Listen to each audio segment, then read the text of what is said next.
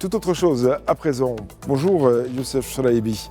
Vous êtes président de la Fédération marocaine de l'externalisation des services. Bienvenue dans la matinale de Média TV. Avec vous, on va parler de ces milliers d'emplois qui au Maroc sont menacés. Des milliers d'emplois dans les centres d'appel, menacés à cause d'un changement de législation en France. C'est pas d'hier, ce changement de législation, on le sait déjà depuis quelque temps. Est-ce que le Maroc, ou en tout cas les entreprises qui sont liées à ces externalisations, se sont préparées au choc que ça va représenter?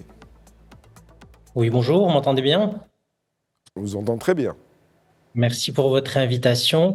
Alors effectivement, c'est une tendance à laquelle nous assistons depuis quelques années déjà, puisque le démarchage téléphonique non consenti est en recul de façon assez importante, avec un certain nombre de mesures qui étaient déjà mises en place pour limiter les appels non sollicités à destination de personnes qui n'avaient pas donné leur accord. Donc il y avait déjà tout un dispositif qui était mis en place pour limiter cela. Et là, on va aller en août, peut-être un petit peu plus tard s'il y a un report, vers une interdiction formelle où en fait on ne pourra contacter que les personnes qui ont donné leur accord explicite préalable. Et donc effectivement, ça va limiter de façon très importante cette activité. Alors, c'est pas vraiment une mauvaise nouvelle puisque c'est pas une activité très noble, on va dire, puisque si ce dispositif de limite a été mis en place, c'est pour protéger les consommateurs qui souvent recevaient des appels avec une pression importante et quelquefois des ventes forcées à destination de personnes qui n'étaient pas forcément toujours en pleine possession de leurs moyens. Donc, il y a eu beaucoup d'abus. Et c'est vrai qu'en termes d'image, cette activité n'est pas idéale.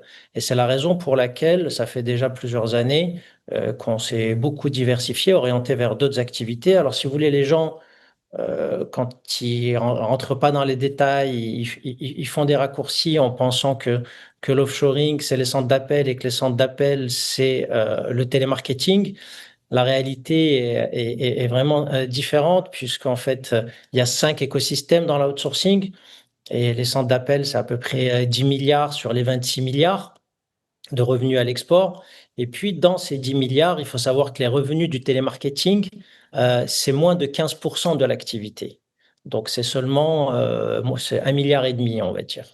Et donc, c'est vraiment une part minoritaire de notre activité.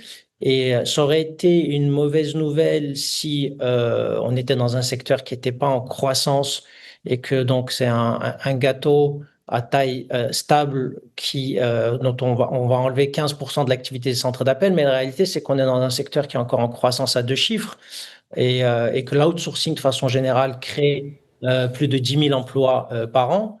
Donc, le seul impact, ça va être une moindre croissance pour l'année prochaine, Hmm. qui est effectivement dommageable, mais qui est absolument pas à présenter comme un tsunami, puisque je vois beaucoup de titres alarmistes de la presse marocaine sur le sujet, qui n'est absolument pas justifié, puisqu'on maintient une croissance du secteur. On s'est beaucoup diversifié sur Oui, toutes les mais activités. Youssef Chalaïbi, si vous me permettez, la croissance du secteur, bien sûr, c'est une chose, mais on sait que, et vous parliez des centres d'appel qui représentaient finalement une part pas très très importante, même si elle comptait, de l'outsourcing ici au Maroc, mais c'est quand même un secteur qui employait beaucoup de jeunes en particulier, et l'inquiétude, elle porte là-dessus, c'est-à-dire que les jeunes pouvaient relativement facilement intégrer des centres d'appel et ainsi avoir un revenu régulier. Là, ça ne va pas être possible, ou ça ne va plus être possible, ou en tout cas beaucoup moins.